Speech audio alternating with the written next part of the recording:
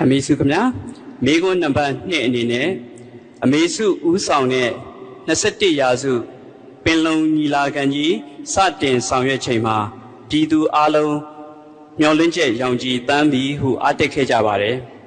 အခုချိန်မှာတော့မြန်မာပြည်မြောက်ပိုင်းတွင်တိုက်ပွဲများပြင်းပြင်းထန်ထန်ဖြစ်ပွားလာရပါတယ်တိုင်းရင်းသားများကရောတပ်မတော်ကပါငြိမ်းချမ်းရေးလိုချင်တယ်လို့ထင်ပါတယ်တိုင်းရင်းသားများငြိမ်းချမ်းရေးယူပြီးပါကသူတို့ရဲ့ဘဝအာမခံချက်ရှိအောင်အစိုးရအနေနဲ့ဘလို့အစီအစဉ်များဆွဲထားပါသလဲဤတိုက်ပွဲများကြောင့်ရော21ရာစုပင်လုံညီလာခံကြီးကိုထိခိုက်နိုင်ပါသလားဒီတိုက်ပွဲတွေဟာကျမတို့နိုင်ငံမှာဖြစ်နေတာကြားလှပါပြီအဲ့ဒီတိုက်ပွဲဖြစ်တိုင်းကြောက်နေလို့ရှိရင်ကျမတို့အစတွေကစပြီးတော့21ပြန်ပင်လုံလုံးမှာမဟုတ်ပါဘူးကျမတို့အနေနဲ့ဒီလိုတိုက်ပွဲတွေဖြစ်လို့ကို21ပင်လုံလိုညီလာခံကြီးဘလောက်လိုအပ်လဲဆိုတာကိုရှင်းရှင်းလင်းလင်းမြင်ရမှာဖြစ်ပါတယ်ဒါကြောင့်ကျမတို့ထပ်ပြီးတော့စူးစမ်းမယ်ပို့ပြီးတော့စူးစမ်းမယ်ကျမတို့အခြေခံအားဖြင့်တော့ဒီလိုအချင်းချင်းကြားမှာတိုက်ပွဲတွေမကျေနပ်မှုတွေမယုံကြည်မှုတွေဖြစ်ပွားနေတာဟာကျမတို့သမိုင်းမှာအချင်းချင်းကြားနားလည်မှုမယူနိုင်လို့ပါပဲနားလည်မှုမရှိဘဲနဲ့ဘယ်လိုမှငြိမ်းချမ်းရေးရနိုင်မှာမဟုတ်ပါဘူးဒီဟာအတွက်ကျမတို့ကြိုးစားရမှာဖြစ်ပါတယ်တာမန်ပြည်သူပြည်သားတွေကတော့ဘယ်တိုင်းရင်းသားအုပ်စုကပဲမဆိုအေးအေးဆေးဆေးပဲနေကြတယ်ငြိမ်းချမ်းရေးပဲသူတို့လိုချင်တယ်ဒါကတော့ဘယ်မှသွားကြည့်ကြည့်သိပါလိမ့်မယ်ဒါပေမဲ့တချို့ကနေပြီးတချို့ကငြိမ်းချမ်းရေးလိုချင်တဲ့စိတ်ဓာတ်တဲ့တန်တရားတွေကပို့ပြီးတော့ကြီးနေတဲ့အခါကျတော့ငြိမ်းချမ်းရေးကိုမယူရဲတာလို့ပဲကျွန်မပြောချင်ပါတယ်အဲ့တော့ငြိမ်းချမ်းရေးရအောင်လုပ်ဖို့ဆိုတာကျွန်မညီလာခံတော့လည်းပြောခဲ့ဒီငြိမ်းချမ်းရေးနဲ့ပတ်သက်လို့ကျွန်မမိန့်ခွန်းတစ်ခုထဲမှာထည့်ပြီးပြောခဲ့ပါတယ်တကယ်ပဲစေတနာလည်းရှိတယ်ပညာလည်းရှိတယ်တတ္တိလည်းရှိတယ်ဆိုငြိမ်းချမ်းရေးကိုရအောင်ကိုယူမှာပဲငြိမ်းချမ်းရေးကိုရအောင်မယူလို့ရှိရင်စေတနာနည်းနေလို့လားပညာနည်းနေလို့လားတတ္တိနည်းနေလို့လားပဲကျွန်တော်တို့ပေးရမယ်ပြီးတော့စေတနာနည်းနေလို့ရှိရင်ကျမတို့အနေနဲ့စေတနာပိုပြပြီးတော့စေတနာပွားအောင်လို့လုပ်ရမယ်ပညာနည်းနေလို့ရှိရင်ပညာဆိုကျမအတန်းပညာပြောတာမဟုတ်ပါဘူးเนาะစင်ကျင်တုံတရားပေါ့ကိုယ့်ရဲ့အတိုင်းဝိုင်းတဲ့ကိုယ့်ရဲ့နိုင်ငံအတွက်တကယ်ဘာဟာလိုအပ်တယ်လဲဘာဟာကျမတို့နိုင်ငံအတွက်ကောင်းလဲဆိုတဲ့ပညာကိုပြန်ပွားအောင်လို့ကျမတို့လုပ်ရမယ်တတ္တိနည်းနေတယ်ဆိုရင်တော့ပြည်သူပြည်သားတွေကဝိုင်းပြီးတော့တတ္တိစေးလေးထိုးပေးကြပါလို့ကျမအနေနဲ့မြစ်တာရခံပါတယ်မင်္ဂလာပါကျွန်တော်ရဲ့ဗီဒီယိုကနေကြိုဆိုပါရစေဒါကိုကြည့်ကြပါဦးဒါကဘာလဲကဲဒါဘာဖြစ်မလဲဆိုတာတယောက်ယောက်ပြောပြနိုင်မလားဒါကစစ်ကောင်စီတပ်ရဲ့လက်နက်တွေနဲ့တူနေတယ်အခုဆိုရင်ချင်းတပ်မတော်ဟာ PDF AA တို့နဲ့အတူပူးပေါင်းပြီးအရေးယူဆောင်ရွက်နေပြီဆိုတာခင်ဗျားတို့မြင်တွေ့နေရပြီဒါကိုမြင်နေရတာတောင်သူတို့နိုင်ဦးမယ်လို့ထင်နေတော့မဲလားကျွန်တော်ထပ်ပြောမယ်မြန်မာပြည်သားများစုစည်းထားတဲ့မဟာမိတ်တပ်မတော်ဟာအောင်ပွဲနဲ့အလွန်နီးကပ်နေပါပြီစစ်ကောင်စီတပ်တွေတစခန်းပြီးတစခန်းလက်လွတ်ဆုံးရှုံးရတာကိုမြင်ရလိမ့်မယ်လို့ကျွန်တော်အရင်ကတည်းကပြောခဲ့ပူပါတယ်အခုကျွန်တော်တို့ကိုကြည့်လိုက်ပါ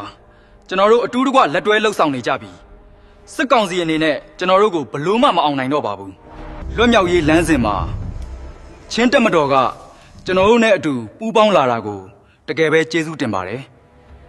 ဘတော်မှအရှုံးမပေးပါနဲ့ဒီလက်နက်တွေကိုကြည်တာနဲ့ဘသူရှုံးနေပြီလဲဆိုတာခင်ဗျားတို့သိမှာပါညီကိုမောင်နှမတို့စက်တိုက်ပွဲဝင်ကြပါအတူတကွရှေ့ဆက်လျှောက်ကြပါအောင်ပွဲကလက်တကမ်းမှာရှိနေပါပြီညီကိုမောင်နှမတို့မိမိတို့ပတ်ဝန်းကျင်ကိုတစ်ချက်ကြည့်လိုက်ကြပါအချိန်အတော်ကြာအောင်သူတို့ဟာကျွန်တော်တို့ရဲ့တိတ်ဆိတ်မှုကိုအခွင့်ကောင်းယူခဲ့ကြတယ်ချင်းတပ်မတော် PDF AA နဲ့ကျွန်တော်တို့ရဲ့ညီနောင်အားလုံးတစ်စိတ်တစ်ဝမ်းနဲ့ရက်တီလိုက်တဲ့အခါမှာကျွန်တော်တို့ဟာရိုးရိုးတပ်ဖွဲ့ဝင်တွေတင်မကတော့ပဲနိုင်ငံသေးရဲ့နှလုံးကုန်တန်ဖြစ်ခါတော့ပဲကျွန်တော်တို့တကွဲတပြားဖြစ်နေမယ်လို့သူတို့တွက်ဆခဲ့ကြတယ်ဒါပေမဲ့ဒီနေ့မှာတော့အဲ့ဒီအတားအဆီးတန်တိုင်းတွေအားလုံးပြုတ်ပြတ်သွားပါပြီကျွန်တော်တို့တိမ့်ပိုက်ရရှိထားတဲ့လက်နက်တွေကိုကြည့်ပါကြရှုံးသွားတဲ့စစ်စခန်းတွေကိုကြည့်ပါတွေဟာစစ်နိုင်ုံတင်မဟုတ်ပဲဘာမရှုံးနိုင်ဘူးလို့ထင်ရတဲ့အရာတွေကိုအနိုင်ယူလို့ရကြောင်းတက်သေးပြလိုက်တာပဲဖြစ်ပါတယ်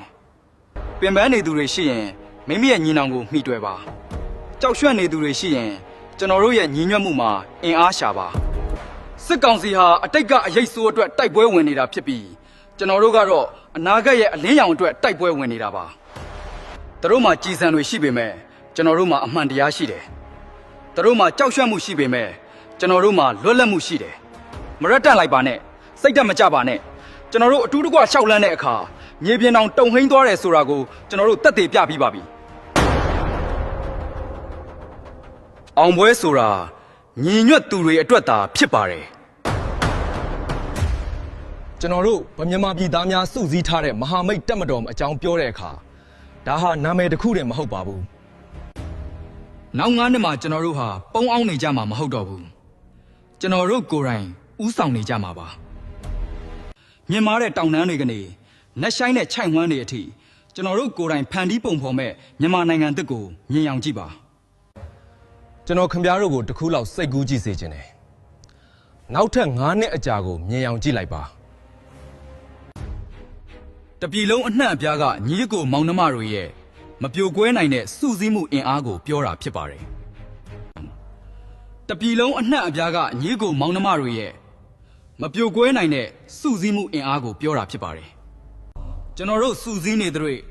သူမှတားဆီးလို့မရပါဘူးအောင်ပွဲစီတို့ချီတက်ကြစို့